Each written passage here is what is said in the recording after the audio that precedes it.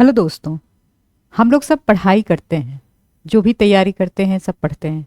लेकिन कभी हमने सोचा है कि हमारे पढ़ने का तरीका कैसा होना चाहिए जो कि काफ़ी इफ़ेक्टिव हो। सफल और असफल व्यक्ति में फ़र्क यही हो जाता है कि जो पढ़ाई करते हैं उसके तरीके में बहुत अंतर होता है। देखिए, शिव खेरा का अगर आपने ये लाइन पढ़ सुना होगा, उन्होंने कहा था कि जीतने वाले कोई अलग काम नहीं करते बल्कि हर काम को अलग ढंग से करते हैं।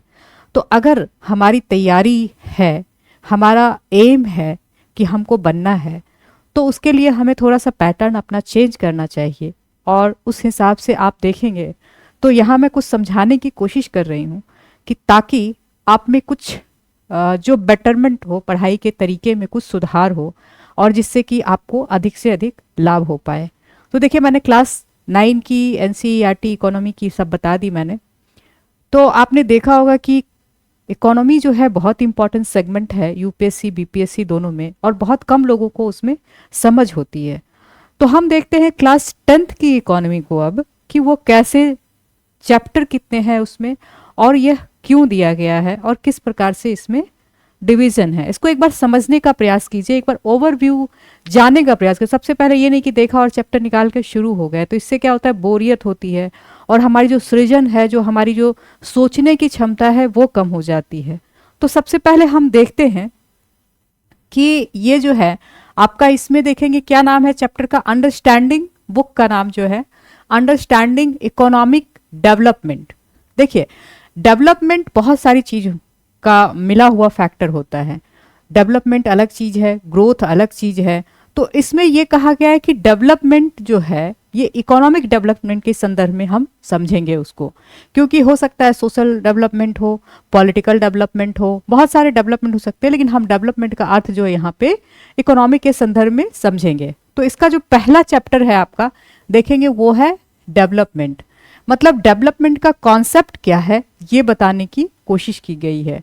तो अगर फर्स्ट चैप्टर को देखेंगे तो आप ये सोचिए कि जो डेवलपमेंट है कैसे शुरू हुआ होगा। सबसे पहले जब ह्यूमन बीइंग रहा होगा शुरुआत में, तो वो तो आपको पता है कि शिकारी का जिंदगी जीते थे, और कभी कोई शिकार मिला भटकते रहते थे, मतलब उनका अस्थायी आवास नहीं था।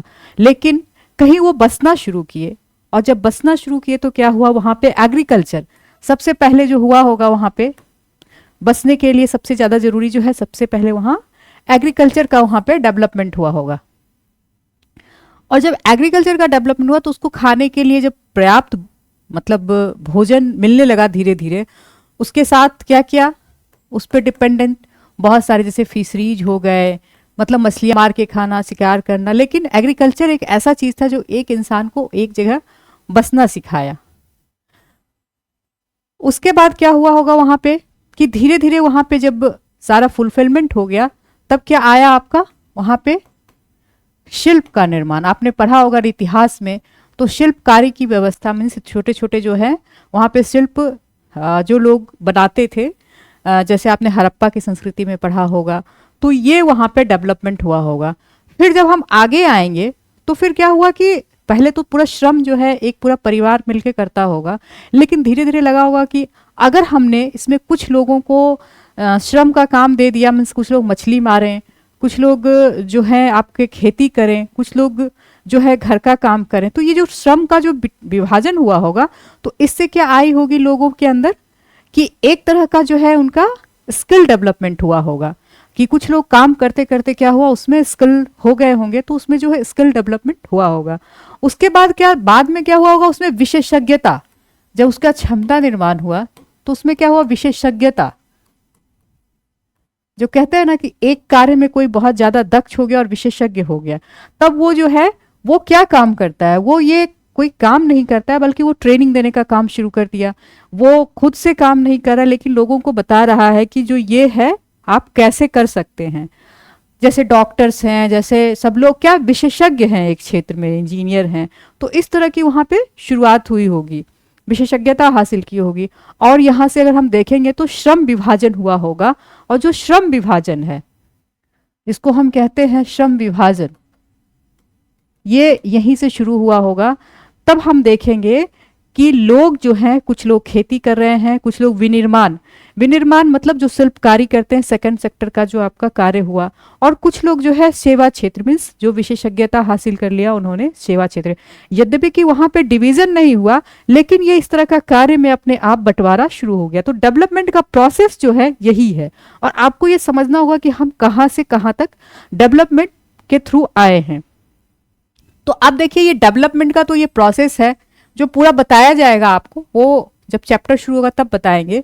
लेकिन जब यहां से हम यहां आते हैं, दूसरे चैप्टर में आते हैं, सेक्टर्स ऑफ इंडियन इकोनॉमी। अब यहां पे श्रम विभाजन हुआ, तो आपको पता है जो आधुनिक अर्थव्यवस्था है मीन्स जो मॉडर्न इकोनॉमिक है, वहां पे क्या हुआ कि हम जो है जो इकोनॉमी है इंडिया का, जो पूरा इकोनॉमी है उसको कितने सेक्टर्स में डिवाइड करते हैं। जैसे प्राइमरी सेक्टर में कुछ काम करेंगे, कुछ सेकेंडरी सेक्टर में काम करेंगे, कुछ टर्शियरी सेक्टर काम करेंगे, मीन्स उसमें विशेषज्ञता उसकी है, वो उसमें अच्छा काम करते हैं। और ये इस तरह से जो है एक श्रम का विभाजन जो है कैसे इकोनॉमी के संदर्भ में देखेंगे सेक्टर्स के रूप में आया।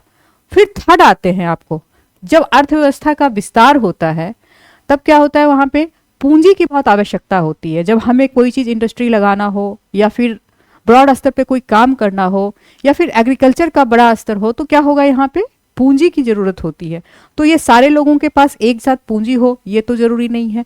तो यहाँ पे क्या शुरू हुआ आपका बैंकिंग सिस्टम, यानी कि मनी एंड क्रेडिट जो हम लेते हैं, या तो बैंक से ले लें, या तो आप देखेंगे गांव में जो महाजन से या फिर साहूकार से लोग लेते हैं।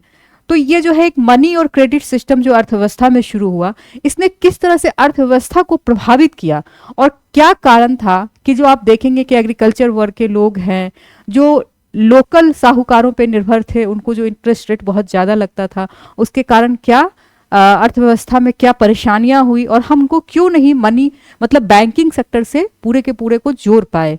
तो ये जो है एक तरह से बहुत अच्छी बात थी, लेकिन उसमें कुछ समस्याएं साथ साथ आई जिसको कि हम अभी सॉल्व करने में हैं। तो इस चीज को यहाँ पे दिखाया जाएगा मनी एंड क्रेडिट में। चौथा चैप्टर है आपका ग्लोबलाइजेशन ऑफ इंडियन इकोनॉमी।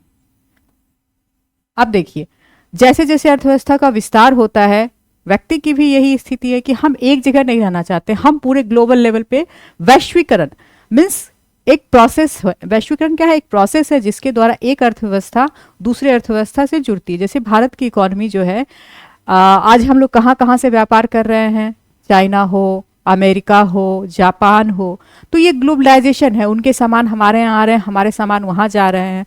तो ये जो सिस्टम शुरू हुआ, ये देखेंगे 90s में हमारे यहाँ शुरू हुआ। तो ये ग्लोबलाइजेशन था, कुछ क्षेत्र में तो बहुत ही अच्छा रहा और हमने बहुत अच्छा किया इसमें, लेकिन ये कहाँ कहाँ इसका जो है नेगेटिव एस्पेक्ट था, क्योंकि कोई भी चीज़ जो है वो दोनों चीज़ लेके आते हैं, मतलब पॉजिटिव भी कुछ रहा होगा, कुछ नेगेटिव भी रहा होगा। तो एग्रीकल्चर पे इसका कैसा प्रभाव पड़ा, विनिर्माण पे कैसा प्रभाव पड़ा, सेवा क्षेत्र में इसका कैसा प्रभाव पड़ा, ये सब चीज़ हम कहाँ देखेंगे, globalization of Indian economy means जब ग्लोबलाइज हुआ इंडियन इकोनॉमी तो उसके क्या एस्पेक्ट थे, उसको क्या कहते हैं पहले समझेंगे, और देन जो है उसका क्या प्रभाव रहा, क्या सकारात्मक रहा, क्या नकारात्मक रहा, ये यहाँ पे देखेंगे। और सबसे जो अंतिम चैप्टर है, क्योंकि सारे इकोनॉमी के केंद्र में कौन है, उपभोक्ता है, कंज्यूमर है। तो ये जो कंज्यूमर पर किस तरह का प्रभाव पड़ा, और जो कंज्यूमर का जब प्रभाव पड़ा तो हमने क्या उसके राइट्स को समझा। तो कंज्यूमर के लिए आप देखेंगे ढेर सारा कंज्यूमर राइट्स शुरू हो गए कि उन कहीं ना कहीं जो है उनका जो है दबाव जो है इकोनॉमी पर जो है वो कंज्यूमर पर ही पड़ता है। कोई सामान महंगा है, कोई सस्ता है, कोई जो है आपका जो मतलब इतना सारा जो बाहर से सामान आ रहे हैं, तो ये किस तरह का इकोनॉमी में जो है हमारे कंज्यूमर को कैसे प्रभावित किया, उसके राइट्स को कैसे प्रभावित किया, इस पर हम इसमें चर्चा देखेंगे। तो देखिए ये चैप्टर जो है पूरा का पूरा कहीं ना कहीं एक दूसरे से जुड़ा हुआ है। और अगर हमने एक बार ओवरव्यू देख लिया कि डेवलपमेंट क्या होता है, सेक्टर्स का उसमें कैसे डिवीजन हुआ, उसके बाद मनी क्यों जरूरत है अर्थव्यवस्था के विकास के लिए, फिर ग्लोबलाइजेशन के थ्रू विकास में हम कैसे जुड़े, प्रोसेस में कैसे आगे बढ़े, और विकास का जो है क्या हमारे ऊपर नेगेटिव प्रभाव पड़ा, क्या हम पूर्ण रूप से विकास का जो आज कहा जा रहा है अर्थव्यवस्था का उसमें हम सक्षम है, या कोई विश्व की अर्थव्यवस्था क्या पूर्ण रूप से विकसित कह सकते हैं जिस अर्थ में विकास को लेते हैं। तो विकास का अलग अलग अर्थ है, ह्यूमन डेवलपमेंट है, पॉलिटिकल डेवलपमेंट है, लेकिन आप यहाँ पे जो है एक इकोनॉमिक डेवलपमेंट के रूप में देखेंगे। और ये बहुत ही इंपॉर्टेंट चैप्टर में है आपका मेंस के लिए भी और प्री के लिए भी। तो आगे हम सब चैप्टर वाइज समझेंगे, पहले हमने आपको एक ओवरव्यू दे दिया। धन्यवाद।